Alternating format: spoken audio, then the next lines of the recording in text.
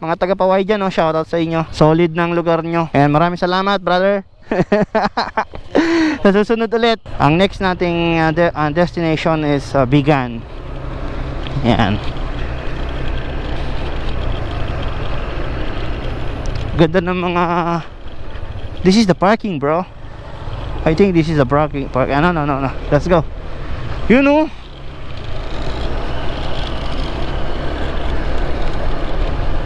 Grabe oh. Panahon pa ng ayan. Oo. Ano, haba oh. Paway Church. Solid. Malupit ng Paway Church oh. Malupit talaga. Ganda ng panahon ngayon dito, no? Pati yung pagbalik natin, wala siguro problema, no? Wala na yan. Okay na yan.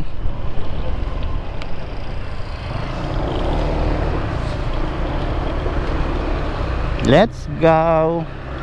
Alright mga kaibigan, 1 hour and 7 minutes away from Bigan, galing Paway, no? Dahil nagpagasolina pa kami, so bakbakan ulit. Then pagdating natin ng Bigan, doon tayo magpapahinga, magpa-vlog ulit tayo doon. Video tayo doon, no? Another footage. Today is November 26. So bukas Monday walang pasok. Woo! Tulog tayo. Alright, let's go! Alright, stop over kami sa arc ng Ilocos Norte.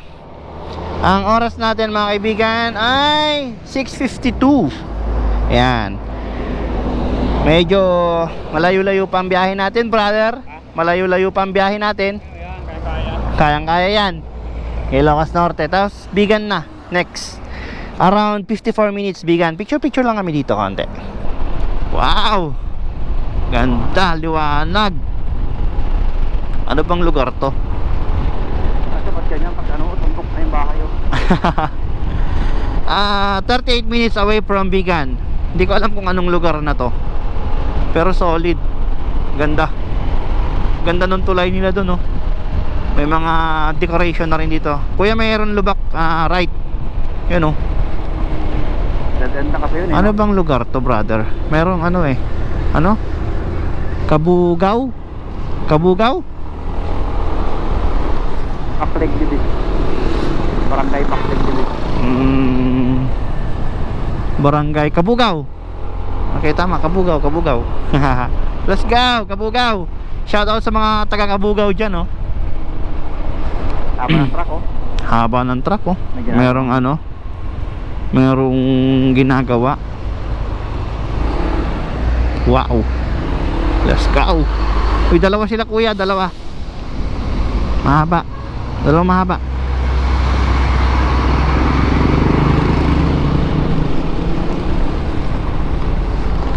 Okay na?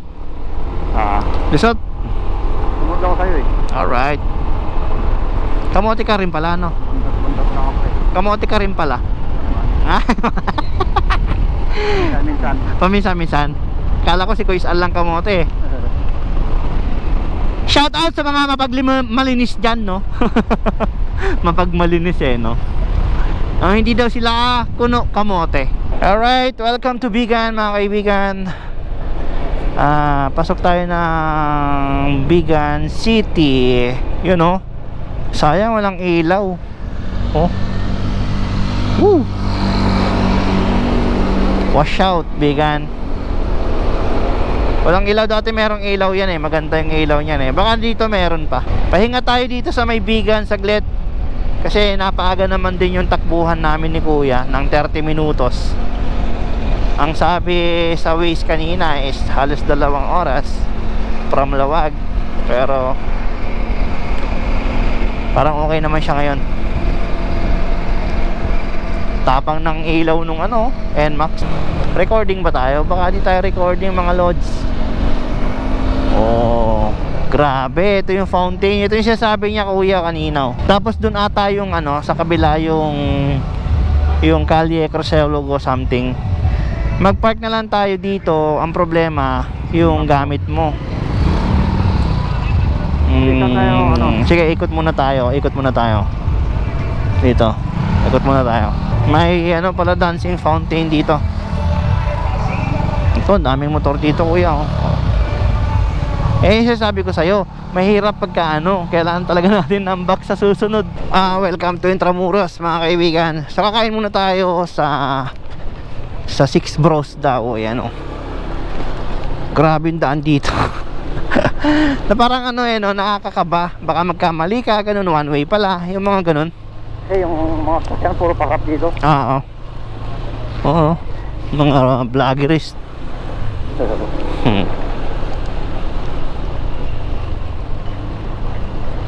Mga nagiinuman din pala dito sa kalsada. Bella ciao, bella ciao, ciao, ciao. Wow, lowered pa more. Grabe, no? Sayang yung mga sasakyan mo pag ganyan. Pero ang tuling yan sa expressway. Ayan, nilowered niya pa yan? Na set up yan pag ganyan. Lagyan niya pa ng sa likod, oh. Yes, pogi nga eh. Kaso yun nga lang, takbong pogi ka din dito. Pag nandito ka sa ganito. Eto daw, coffee machine. Ay, tagal. Ano yan sa kasya rito, oh. Kuya Bomba. Pogi ng tunog, no? Big bike. Brum brum. Skirt. Ay, pagod na kami. Hanap kami ng pwedeng hintuan mamaya. Alright. Gala pa more. So, nakabili na kami ng longganisa at saka bagnet. Ayun, ito longganisa to. Yun, bagnet. Oh my God. Tapos nasa Six Bros tayo. Dito tayo kakain. Sabi ni Kuya, malinis daw dito. Alright, so check natin kung ano yung mga kinakain dito. Wow. Dine in. Yan yung ulam. Meron ng isda. Okay.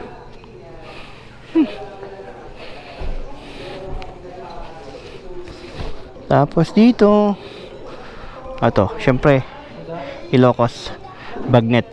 Now we're going back to Manila. Yahoo! Solid yung North Loop namin, mga kaibigan, kakagaling lang namin ngayon ng Bigan. Nagpahinga kami doon, kumain kami, bumili kami ng longganisa. Tapos bagnet, syempre hindi mawawala yung bagnet na yan. Dad, ang delicacy ng Bigan City, solid, ng daan, grabe, ganda. At tinignan namin ni Kuya kung kakayanin ba namin mag Baguio. Dadaan kami ng Baguio, So, ang oras estimated kasi dito ngayon, ay brother, ang estimated ay 4 hours lang 4 hours, hindi, 4 hours ang Baguio lang ba yan? No. Oo nga, 4 hours. So from Baguio 5 hours hanggang tirahin natin? Bakbakin natin? Hindi, malayo pa naman eh. Sige, bahala na. Tingnan natin. Kasi ang oras natin 9:02 na, mga kaibigan, ng gabi. So hindi kami makapag-decide ni Utol kung magla-La Union na ba kami or didiretso na ba namin ang La Union, Aguho, or akyat pa kami ng Baguio. Bahala na, may mga kalesa po. Hindi pa kami napapagod mula pagod-pod. Kahapon, recap tayo ang biyahe namin. Manila via Maliko, going to Cauayan City, and then to Quezon. Doon kami nag-stop over, kumain kami ng tanghalian namin, pero panghapunan na talaga. Then natulog kami sa may Hana Beach sa Pagudpod, Yung Hana Beach pala, mga kaibigan, abandonado na pala yun. Wala nang gumagamit ngayon.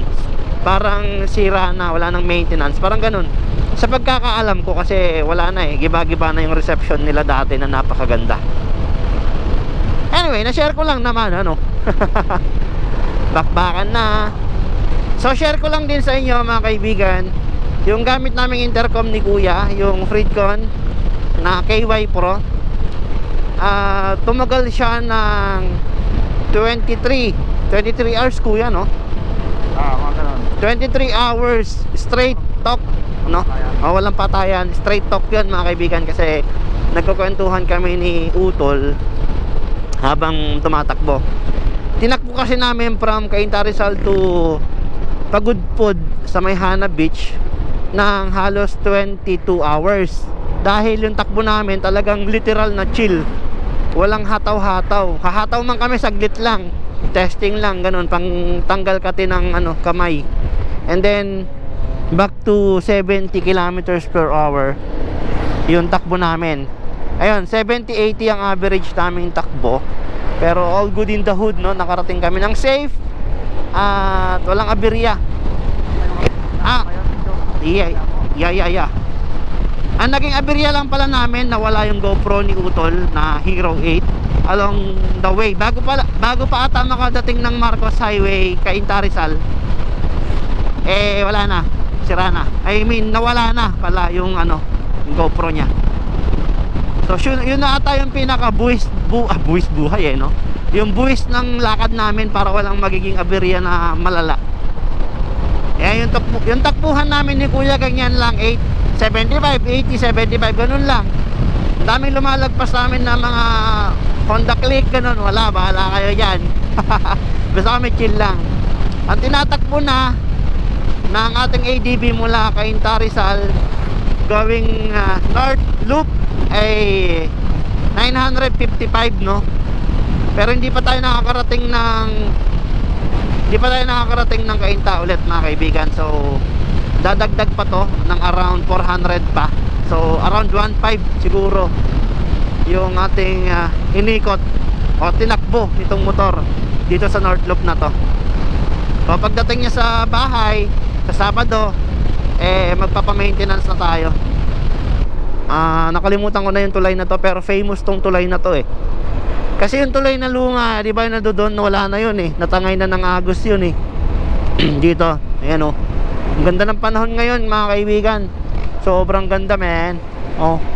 Wala na, tinangay na. So ito na yung bago. Woo! Hindi tayo nakalimutan ko yung pangalan niya, brother pero basta famous to dito. Marami nagpapalipad ng drone dito sa tulay na to Anyway, padaan po na kami. Ba't namamatay yung mga ilaw? Ano yan? Yung anti-kamay sensor. Baka nga. Alright, babalik ako dito. Dito naman tayo dadaan next time, no kuya, no? Kailan mo bang punta rito ng motor ko? Dito sa part na to ngayon pa lang, pero sa sur nakadaan na ako doon kasi nag Cervantes na kami dati, Besang pa Cervantes, di ba? Kami nila Glynn and JM Blanco. Ginagamit mo motor? Yeah. Welcome to Santa lang nasa Candon na tayo. Woo! Malayo-layo pa to, 358 kilometers away from Manila. Sa Ilocos Sur na tayo. Ito yung arko ng Ilocos Sur, no? Baka sabihin nyo hindi kami nag North Loop Joke lang. Nag-aayos si kuya ng niya, rinig sa sa video natin. Ilocos Sur. Oh my god.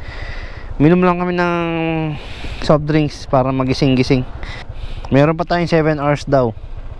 Talaga? Kahit gabi na? Yeah. Siguro kung babakbakin natin baka makuha natin ng 6 hours? ng 6 hours from dito. Tara? Sige. Tingin ka muna Dami nag-standby dito. Yeah. Amoy yosi lang, nakakainis. Yung tao kasi. Oo. Driver ng Innova yun. Hindi ako sanay sa amoy ng yosi. Nakaka-bad trip. Tapos yung tingin pa niya sa akin, marang sama-sama Pagod na yung yung motor ko 115 na lang ang top speed. 115 na lang. Sino kaya natin? 120? 120 ito pagod na siya. Nakapangin. Siguro, isa din yun. Alright, San Juan, La Union. Here we go. Grabe. 6 hours and 22 minutes pa pala ang tatakbuhin natin, kuya. Aguho, La Union. Here we go. Grabe, solid ride. 5 hours and 38 minutes away. Away no? Guys, Maluwag naman sa kabila. kaya nga 243 kilometers away. Ayan, yun yung tama na term. Ano ba? 243 kilometers pa ang biyabiyahin natin. At kayo na 500. Anong 500? Eh 500 dun siguro. Okay, malayo. Malayo pa eh. Mag-expressway tayo, ayan o. Dito tayo syempre. Uy, ba't hindi kayo nag-expressway? Ito na expressway. Yan. Doon? Ito na yung packet ng ano eh. Yan na yung Marcos Highway. Oo. Yan na yun. Tapos dito yung Pacanon Road. Gusto mo, akyat muna tayong Baguio eh. Ang oras natin ay 12:17. Tumatakbo pa rin tayo, walang katapusan. Umalis tayo ng Pagudpud. Anong oras? Alas 10 no? 11 no? Ay alas 10. Alas 10 ata tayo pumalis kanina ng Pagudpud eh. Yan ba yun? O alas 10. 10:30 mga ganun. Bigan. Hindi, Pagudpud nga. Sa Pagudpud. Ate, ng 10:30. Oo. Kasi nagpaway pa tayo. Ay nag-Sundance pa tayo eh. Kaya natagalan. Alright. It's okay. Enjoy naman yung Sundance natin. Ang ganda ng mga picture natin. Sana eh. Eto, dito na. Dito na tayo mag stop over here at 7-Eleven. Mag-signal ka na, Dine. When? Para makita niya na ano tayo. Kasi madaling-madali itong mga ibang sasakyan dito eh. Nag-uunahan. Oo, ayan o, dito tayo, 7-Eleven. Update lang tayo mga kaibigan. Binalonan na kami ni Utol. Next, Ordaneta. 4 hours pa bago makarating ng Manila. Good luck sa mga mag-endurance, no? Dito sa may bandang Bulacan na ata to eh. Yung ginagawang daan dito. Hindi ko alam kung Kalumpit, Bulacan ba to. Sobrang hirap nung daan mga kaibigan. So ingat-ingat sa mga mag-endurance sa darating na December, no? Kasi parang nabalitaan ko may endurance ngayong December. Sana lagyan ng Bulacan government yung mga biglaang no? Lubak. Signboard. Wala man lang pa-signboard. Ba naman yan? Ba naman yan eh? Signboardan nyo naman, baka naman. Alright, good morning. Continuation ng ating vlog. Buksan muna natin intercom. Welcome to East West Cambodia. 20% battery. Uy, 20% na lang oh. Anong oras pa kami umalis ng Pagudpud kahapon? Around 10:30. Tapos dire-diretso yung biyahe namin hanggang alas 5. Wow. Pinatay lang namin to nung nag-Sundance kami. Kuya. Kaya pang magtulak? And tumigil kami dito sa may Sogo, Cainta, sa may tabi ng Santa Lucia kasi sobrang pagod na kami kagabi. Let's go. Ay, yung ayan. Sogo, Cainta. Paglabas mo, woo! Total kilometers na tinakbo ng motor. Iba yung boses ko no? 1,361, no? Abot. This is the finale ng aming North Loop. At yun, maraming salamat sa mga umabot hanggang dulo. Nakakapagod man, pero napakasaya ng ginawa namin ni Kuya Relan, aka Elon Musk, no? Sobrang solid talaga. 2 days, bale 2 days North Loop lang talaga siya, mga kaibigan. Kasi itong ngayon, supposed to be nasa bahay na kami dapat eh. Pero yun na nga, all good in the hood. Safe trip, North Loop. Ayun. Magkaka version 2 pa to kapag ka dumating na yung aming mga kapatid, no? Si Alan Almonte Vlogs and RBA Moto. Shoutout sa inyo. Maraming salamat sa panonood, mga kaibigan. Peace out. Karangalan. Yay!